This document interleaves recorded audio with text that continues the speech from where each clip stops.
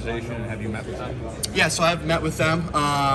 They got Micah, former Iowa DB, so they seem like an awesome organization. That's up there on my list. And I've met with them. I met with them down in Mobile at the Senior Bowl, as well as this week.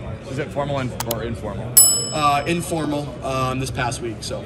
I once had a conversation with Christian McCaffrey about overcoming or how he processes stereotypes. Obviously, there are more black running backs than white running backs. What is your approach? How open are you to thinking about it, discussing it? Is it important to you that obviously there are not a lot of white quarterbacks?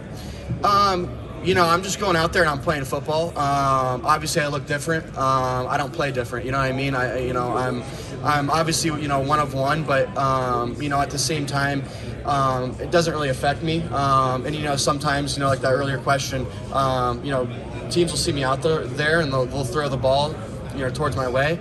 Absolutely, let's go. Throw me the ball. So I think it works out in my advantage. It's a great opportunity. So yeah. Speaking of Chris McCaffrey, George, have you met with the 49ers? Yeah. So that was one of my formals. What did they, DB-wise, are they thinking safety, cornerback, or how they view you? Corner, but, also being able to play the nickel position, wherever they really needed me at.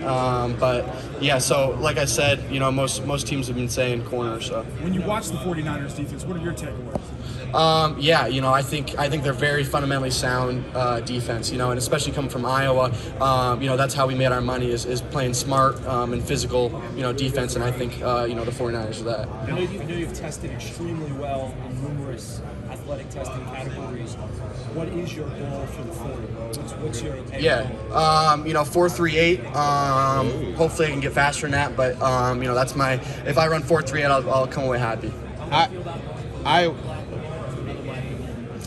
I love it. Honestly, I go anywhere. I have really no, where I want to go. It doesn't really matter to me. So. Have you met with the Tampa Bay Buccaneers at all this week? I have not. No. Iowa low-key is kind of becoming a DBU. A lot of guys in the league. Amani Hooker is the one, I see him retweeting a lot of your stuff. Do you have a relationship with him? And so have you spoken to him? Yeah, so when I came in my freshman year in 2018, he was one of the guys that, kind of took me underneath his wing, showed me the way, how to be a college athlete and watch film so he was a great mentor. And that's the best thing about, Iowa football is there's guys, out there willing to help you and want to see you succeed. You mentioned the nickel position, bouncing inside.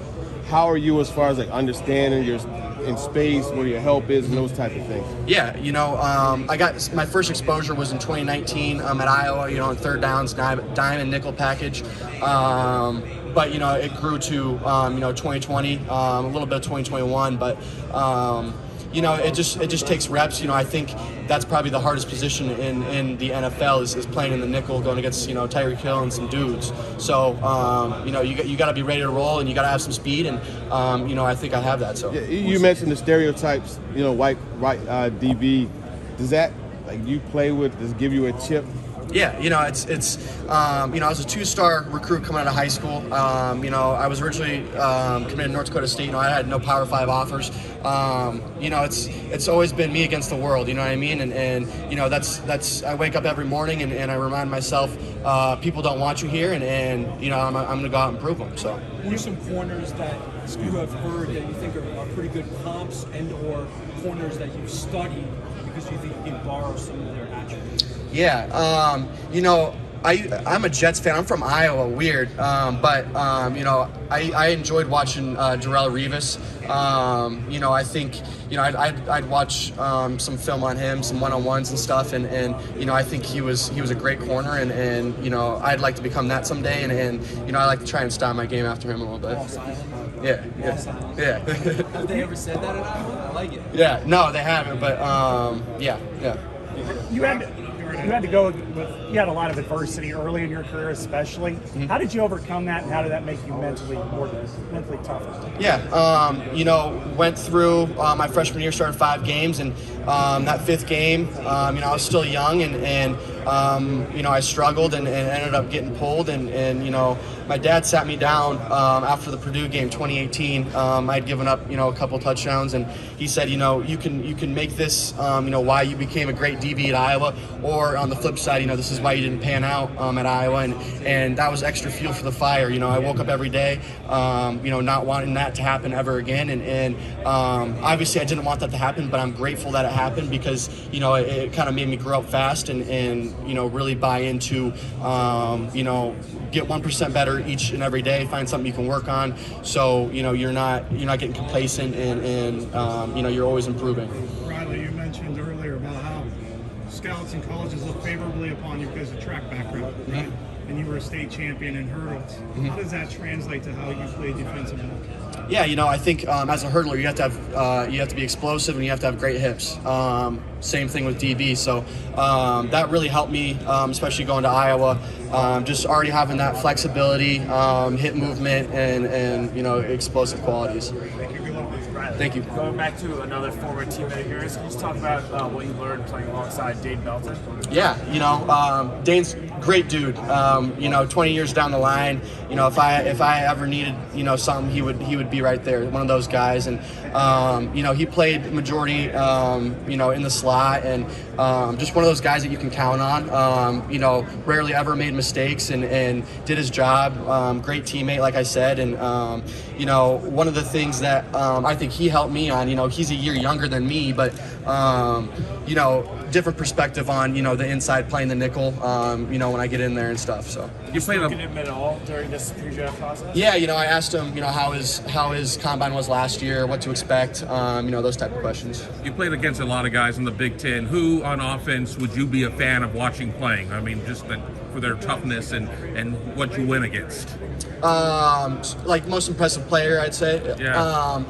Marvin Harrison Jr., Ohio State. Very impressive, explosive, lengthy.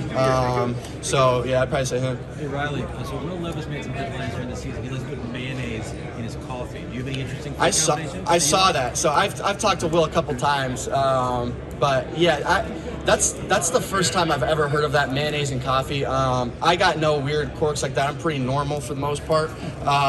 So yeah, that's crazy. But Riley, do you think it's interesting, that out of your recruiting class in 2018, 3 DBs are here, including Juju. What does that say about you guys, especially you and Kayvon, were 2-star recruits? Yeah, I think the University of Iowa does a great job of developing guys. We're not getting 5 stars and 4 stars, so you got to get guys that are willing to work every day and come in and grow as players and grow as men. And I think that's a testament to Coach Parker.